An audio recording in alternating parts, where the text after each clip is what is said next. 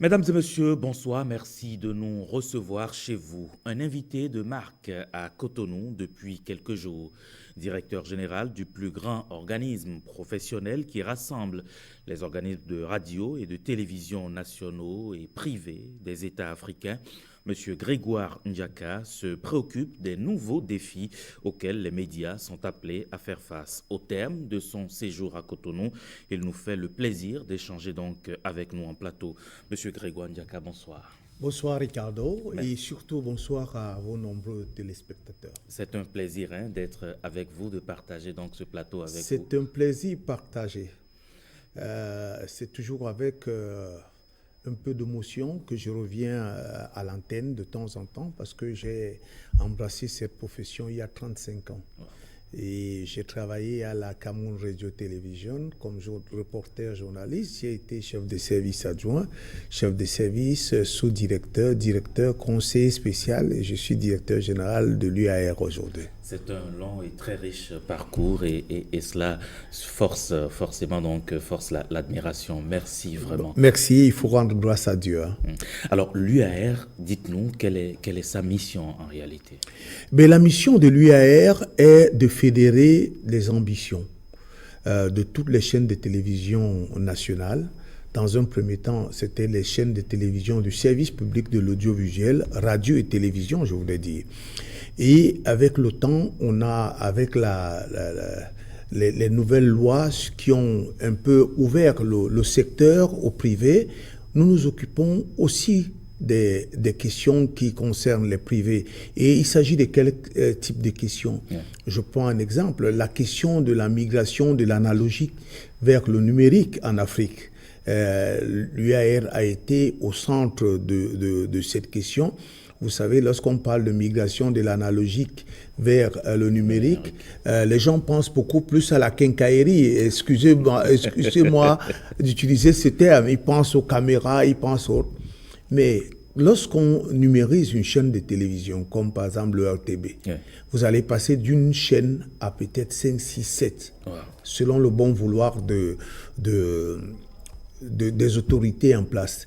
Et lorsque l'on sait qu'une chaîne de télévision a toutes les difficultés déjà à meubler une grille de programme, c'est très difficile. Alors on se pose la question de savoir quel sera le sort des autres chaînes de télévision. Alors nous répondons en disant aux autorités pendant la migration, attention, il faut avoir un regard fixé vers les grilles de programmes. Qu'est-ce qu'on va mettre dans ces chaînes de télévision?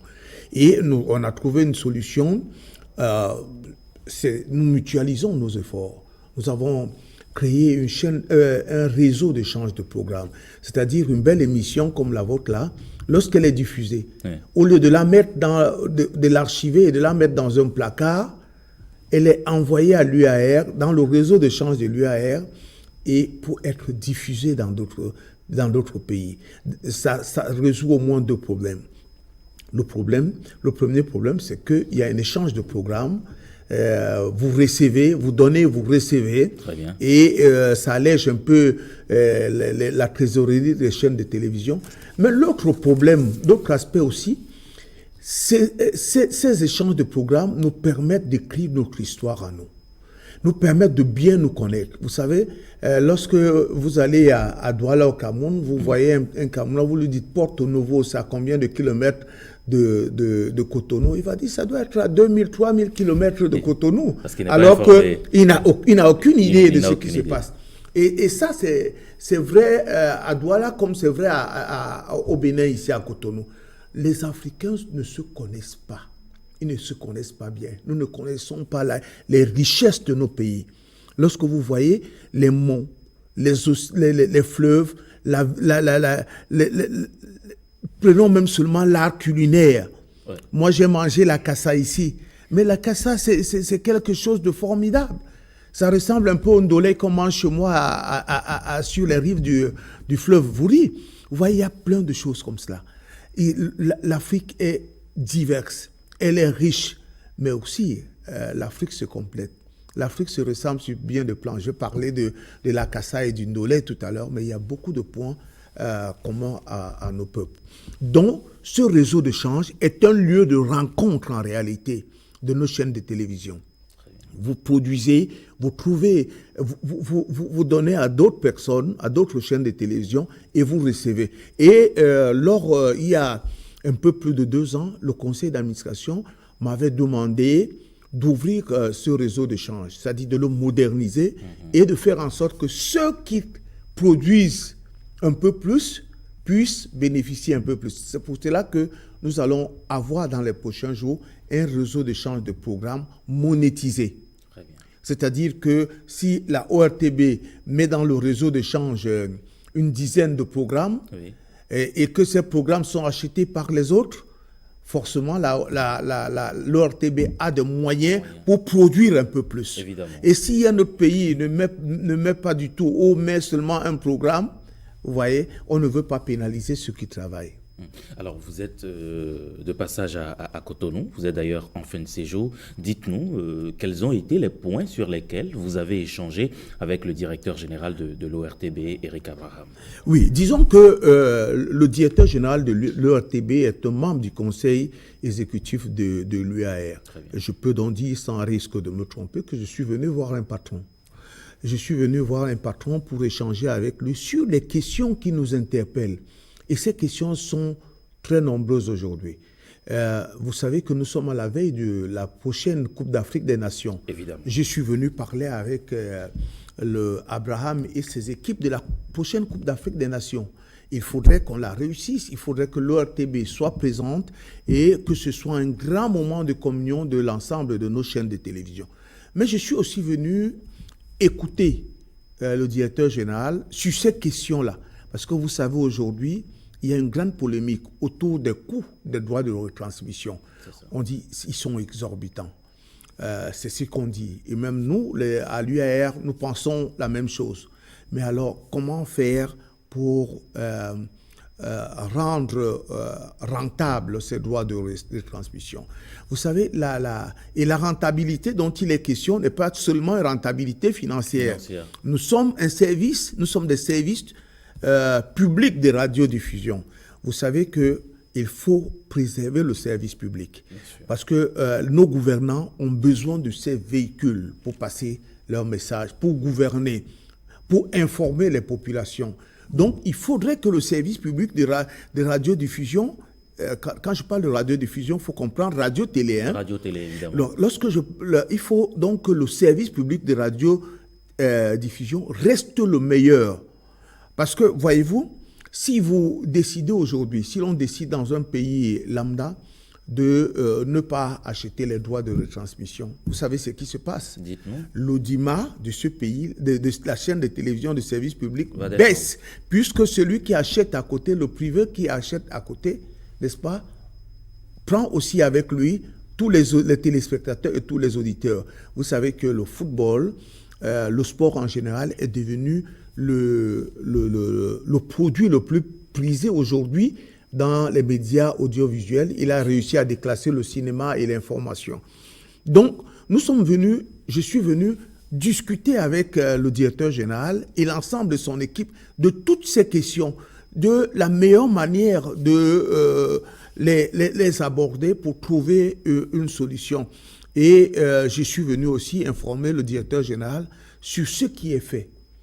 Parce que nous avons, au niveau de l'UAR, une démarche politique en direction de l'Union africaine et singulièrement du Parlement africain.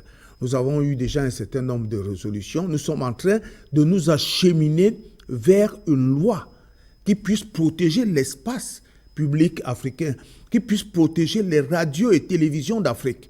Et nous avons besoin pour cela du soutien de l'homme politique, de nos dirigeants. Et je suis venu échanger avec le directeur général pour qu'on puisse voir la meilleure manière de sensibiliser les autorités béninoises pour qu'elles soutiennent ce projet qui protège notre espace culturel, notre espace médiatique. Est-ce que vous pouvez déjà partager avec nous les différentes résolutions prises au thème donc, de ces échanges, au thème de ce séjour que vous avez passé? Disons que je n'irai pas jusqu'au fond. Vous savez, les discussions entre le directeur général et le directeur général de l'ORTB ne peuvent pas être publiques. Mais ce que je peux vous dire, c'est qu'il y a eu une véritable convergence de vues entre lui et nous. Et l'UAR, nous avons dit qu'il faudrait qu'on fasse corps et qu'aujourd'hui, qu'on ne se laisse plus berner par ceux qui arrivent. Il faudrait qu'on protège le service public de l'audiovisuel. Et je me réjouis du fait que j'ai trouvé à l'ORTB des hommes et des femmes qui sont conscients de ce qu'aujourd'hui, il faille faire quelque chose pour protéger cet espace. Nous avons parlé de la prochaine Coupe d'Afrique des Nations. Bien sûr. L'UAR va produire un magazine pendant cette période-là, un magazine qui va présenter le Cameroun dans tous ses aspects. L'ORTB va certainement prendre ce magazine, va le diffuser. Et puis, nous avons demandé au directeur général de désigner un de ses collaborateurs pour qu'il soit le correspondant du réseau de change de programme. Wow.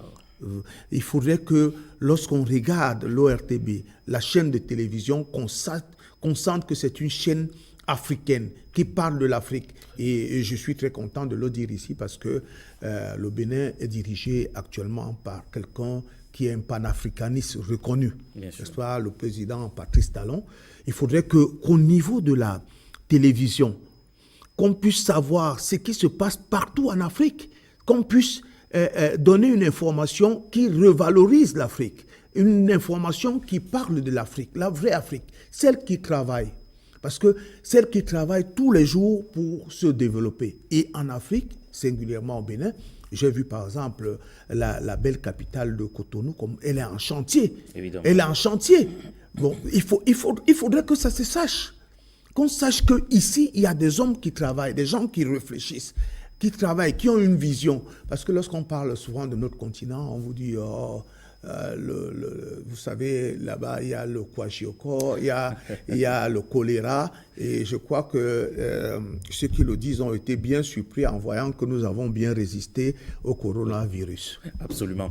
Vous êtes directeur général de l'UAR, évidemment, et pour moi, c'est vraiment un bonheur de vous recevoir sur ce plateau. Vous l'avez mentionné tout à l'heure en parlant des défis, en parlant donc du numérique. Aujourd'hui, nous sommes à l'ère du numérique. Tous les médias doivent se mettre justement au pas. Quels sont les prochains défis de l'UAR dans ce sens-là? Alors, je vous ai parlé du réseau d'échange, qui est parce que le grand défi du numérique pour nous, en tant que journalistes, en tant que UAR, le grand défi, c'est le défi des contenus. Très bien. Il faudrait améliorer nos contenus. Il faudrait que nos contenus écrivent l'histoire de l'Afrique, la beauté de l'Afrique, qu'elle parle de ces hommes et de ces femmes qui travaillent au quotidien. Il faudrait des contenus diversifiés, des contenus profonds, des contenus réalisés par des professionnels. C'est pour cela que nous faisons des séminaires de formation et nous allons en faire un peu plus dans les prochains jours. Vous savez que nous avons un projet de création d'un centre de formation africain aux médias de l'audiovisuel.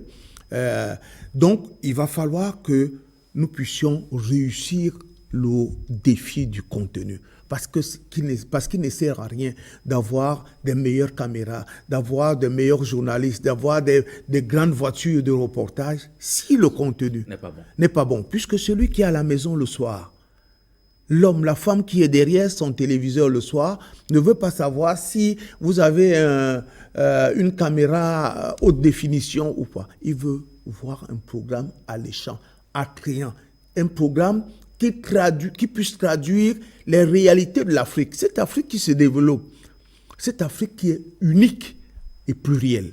Nous devons aller vers ce sens-là. Et je présume que ce sont évidemment vos perspectives pour les médias au Bénin.